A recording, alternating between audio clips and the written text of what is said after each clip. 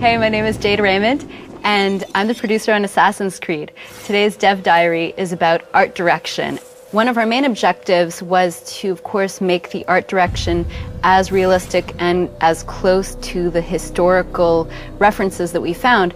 But the difficulty about, having a subject where guys walk around in armor and look like knights and stuff like that is that it tends to be associated with fantasy. And one of the important things to us was making sure that the game and the feeling and the location was really relevant to people. So we played with taking these historical cities, like the ones that I was describing in the story, Jerusalem, Damascus, and Acre, and all of the countryside and the kingdom, and thought, how can we give this a treatment that feels cool and feels like something that we'd be interested in watching for 40 hours as we play.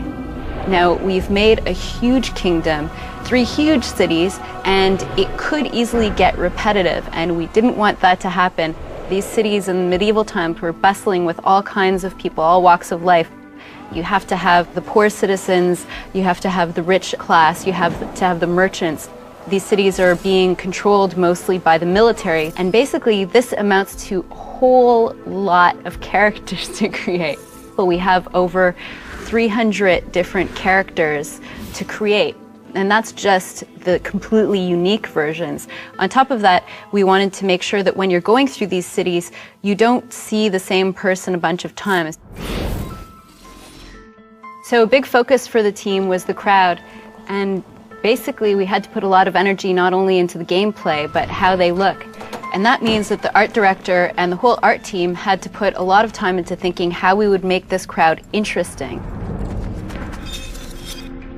We invented this all brand new character based on the assassins, but we also wanted to give him a look and personality all of his own. So the first reflection was, in terms of gameplay, our core gameplay loop, what is the assassin doing most of the time?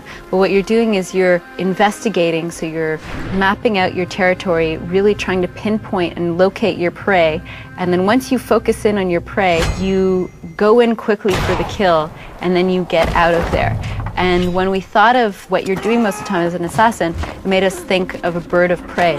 So that became the inspiration for Altair, and in fact, Altair means flying eagle, or the flyer in Arabic.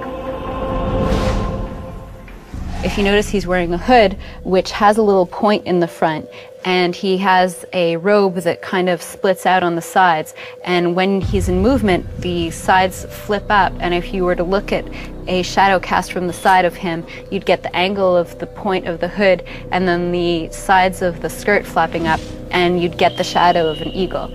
So Altair really is a bird of prey.